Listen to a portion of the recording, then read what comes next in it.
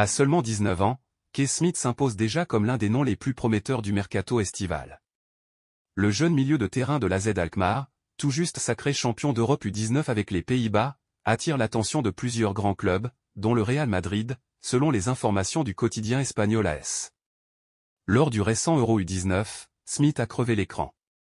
Élu à la fois meilleur joueur et meilleur buteur du tournoi, il a été le véritable chef d'orchestre de la sélection néerlandaise, qui l'a mené jusqu'à la victoire finale. Doté d'une grande intelligence de jeu, d'un excellent bagage technique et d'un pied droit précis, il excelle dans la gestion du tempo, la distribution et les projections vers l'avant.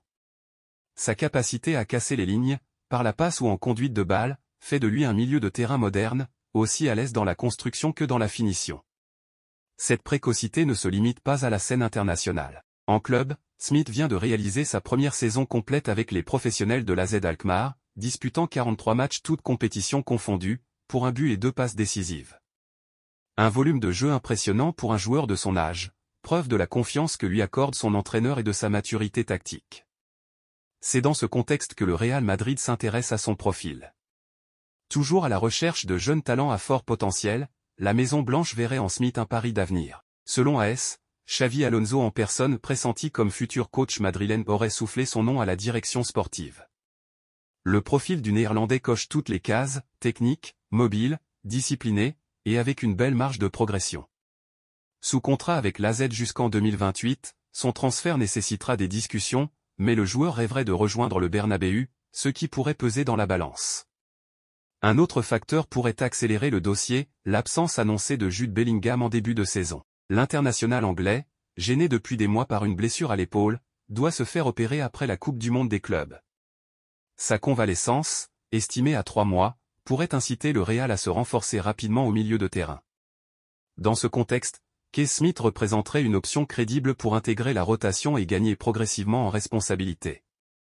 Enfin, sur le plan économique, l'opération semble accessible. Le site spécialisé Transfermarkt évalue actuellement Smith à 5 millions d'euros, une somme qui reste modeste au regard des prix du marché et de son potentiel. Mais au vu de ses dernières prestations, cette valeur pourrait rapidement augmenter. Gonzalo Garcia, la révélation qui change les plans du Real Madrid. Les excellentes prestations de Gonzalo Garcia lors de la dernière Coupe du Monde des clubs auraient bouleversé la stratégie estivale du Real Madrid. Selon les informations du quotidien AS, la direction madrilène aurait décidé de ne pas recruter de nouvel avant-centre cet été, convaincue par l'éclosion spectaculaire de son jeune talent formé à la maison. Âgé de seulement 21 ans, Gonzalo Garcia a su profiter de circonstances favorables pour s'imposer. L'absence temporaire de Kylian Mbappé, victime d'une gastro-entérite aiguë, lui a ouvert les portes du 11 titulaire durant le tournoi. Une opportunité que le jeune attaquant n'a pas laissé passer. En 3 rencontres, il a inscrit 2 buts et délivré une passe décisive, mais c'est surtout son impact dans le jeu, son énergie et sa détermination qui ont marqué les esprits. Au sein du staff, l'enthousiasme est général. L'entraîneur Xavi Alonso aurait été particulièrement séduit par la maturité affichée par Gonzalo dans un contexte aussi exigeant. Toujours selon AS, le joueur serait désormais considéré en interne comme l'élu d'un statut rare, réservé à ceux dont le potentiel dépasse les simples attentes sportives. Cette confiance renouvelée envers un pur produit de la Fabrica, le centre de formation du Real Madrid, envoie un signal fort. Dans un marché des transferts toujours plus inflationniste, la valorisation des jeunes issus de la Cantra devient une priorité stratégique.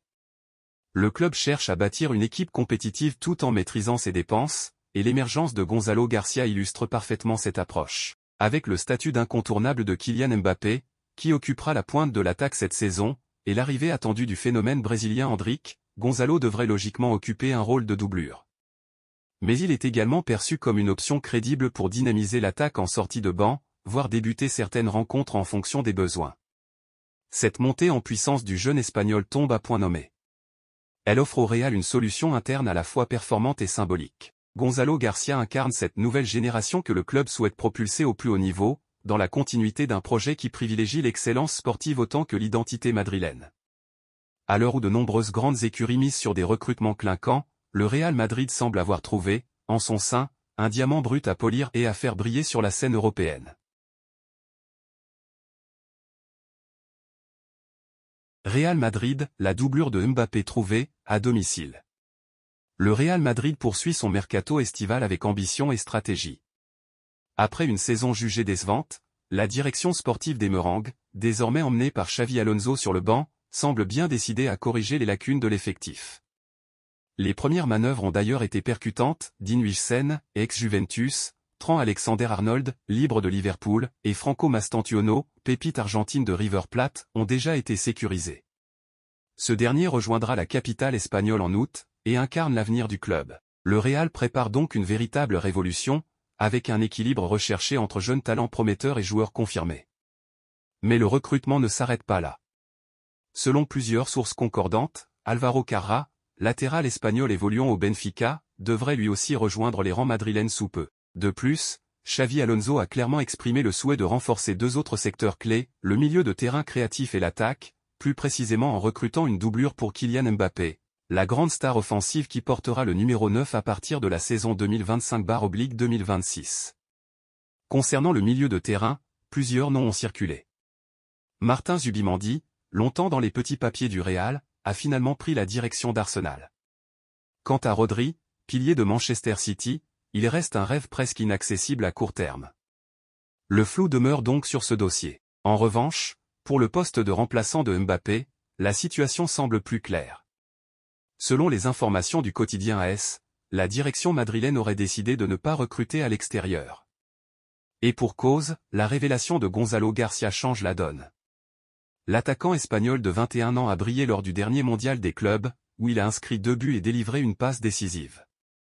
Des performances qui n'ont pas laissé Xavi Alonso et les dirigeants indifférents. Formé au club, Gonzalo Garcia a su faire parler son sens du but, sa mobilité et son intelligence de jeu. Son profil, proche de celui d'un attaquant complet, capable de décrocher comme de jouer en point d'appui, rappelle celui de Joselu, l'ancien avant-centre madrilène parti cet été.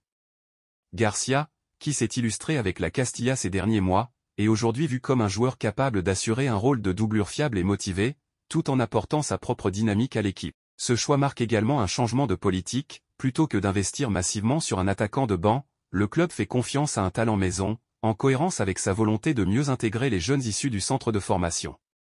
Gonzalo Garcia s'apprête ainsi à franchir un cap majeur dans sa carrière, en intégrant définitivement l'équipe première aux côtés de stars comme Mbappé, Vinicius ou Bellingham. Dani Carvajal signe son grand retour au Real Madrid après 9 mois d'absence. C'est une nouvelle que les supporters madrilènes attendaient avec impatience. 9 mois après une grave rupture des ligaments croisés, Dani Carvajal est enfin de retour. Le latéral droit espagnol, cadre du vestiaire merengue depuis plus d'une décennie, a annoncé ce lundi son retour officiel dans le groupe professionnel du Real Madrid. Une nouvelle qui tombe à point nommé pour les champions d'Espagne, désireux de retrouver une assise défensive plus solide en vue de la saison à venir. Après 9 mois de travail intense, je suis maintenant prêt à rejouer, a déclaré Carvajal, visiblement ému, devant les journalistes à Valdebeba. Ce retour marque la fin d'un long tunnel pour le défenseur de 33 ans, dont l'absence s'est lourdement fait sentir tout au long de la saison dernière. Privé de son latéral expérimenté, le Real Madrid a connu des difficultés récurrentes sur le flanc droit de la défense. En son absence, c'est Lucas Vázquez, formé comme ailier, qui a été contraint d'occuper le poste de latéral droit. Malgré toute sa bonne volonté, le joueur galicien a souvent été pointé du doigt pour ses lacunes défensives. Son positionnement approximatif et sa gestion des 1 contre 1 ont régulièrement exposé le bloc madrilène à des vagues offensives adverses.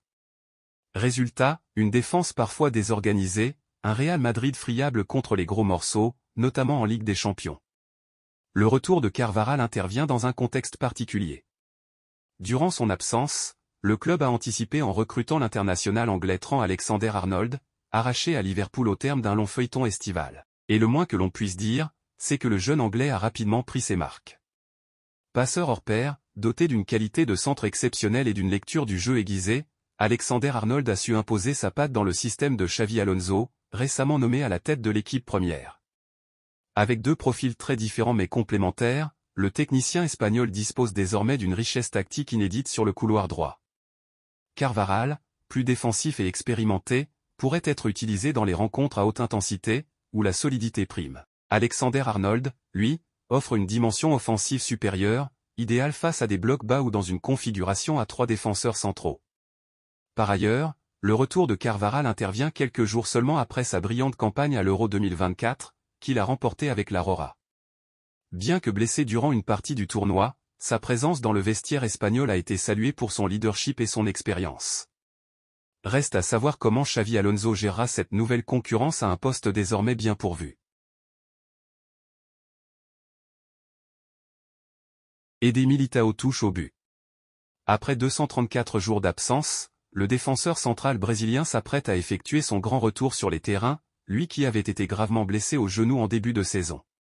Victime d'une rupture du ligament croisé antérieur lors de la première journée de Liga, Militão a depuis enchaîné les mois de rééducation, les phases de réathlétisation et les entraînements individualisés. Désormais, il a pleinement réintégré les séances collectives avec le groupe professionnel, et son retour à la compétition n'est plus qu'une question de jours. Selon les informations du journal AS, le joueur du Real Madrid pourrait même être convoqué dès mardi prochain, à l'occasion d'un match amical contre la Juventus, une étape décisive dans sa montée en puissance. Si tout se passe bien, Militão pourrait ainsi disputer ses premières minutes depuis plus de 7 mois, une excellente nouvelle à la fois pour lui, pour son club, et pour son entraîneur, Xavi Alonso, qui attend avec impatience de pouvoir compter sur l'un des meilleurs défenseurs de sa génération. Ce n'est pas la première fois que Militão est confronté à une blessure aussi grave. Le Brésilien avait déjà subi une rupture du ligament croisé antérieur, mais à l'autre genou, un épisode douloureux dont il avait su revenir avec patience et détermination. Cette nouvelle blessure, bien que difficile à vivre, a été l'occasion pour lui de prendre du recul, de travailler sur son corps et de revenir plus fort. Contrairement à d'autres joueurs pressés de retrouver la compétition, le défenseur a pris le temps nécessaire pour une rééducation complète, sans brûler les étapes. Son objectif est clair, revenir à son meilleur niveau et retrouver une place de titulaire indiscutable. Le retour de Militão arrive à un moment crucial pour le Real Madrid et pour Xavi Alonso, qui pourrait enfin mettre en place sa fameuse défense à 3, un système qui a fait le succès de son Bayer Leverkusen avant son arrivée dans la capitale espagnole.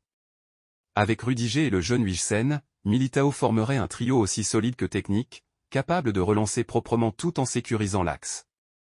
Une configuration qui permettrait également de libérer les couloirs pour les pistons, et d'installer une maîtrise collective plus affirmée. La présence de Militão dans l'équipe renforcerait considérablement la solidité défensive du Real, tout en offrant des solutions tactiques plus variées.